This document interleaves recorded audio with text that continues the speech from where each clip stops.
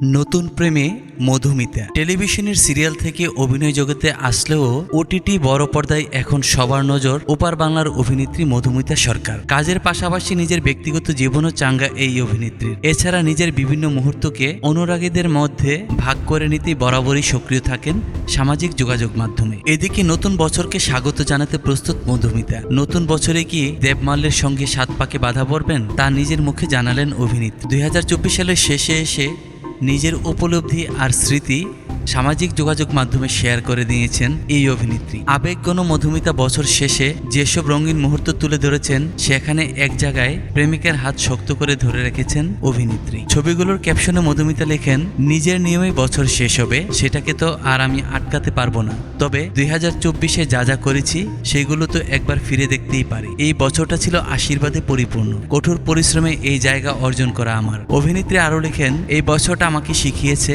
কিভাবে ছোট ছোট জিনিসেও জীবনে খুশি থাকতে হয়, জীবনের উপর আশা ভরসাও রাখতে শিখিয়েছে, সাহস জুগিয়েছে আস্থা ও বিশ্বাস অটুট রাখার। তবে সময়ের উপর বিশ্বাসও রাখতে হবে, তাহলেই সঠিক ফল পাওয়া যাবে। মধুমিতার এই পোস্টে তাকে নতুন বছরের জন্য শুভেচ্ছা জানাতে দেখা যায় নেটিজেনদের।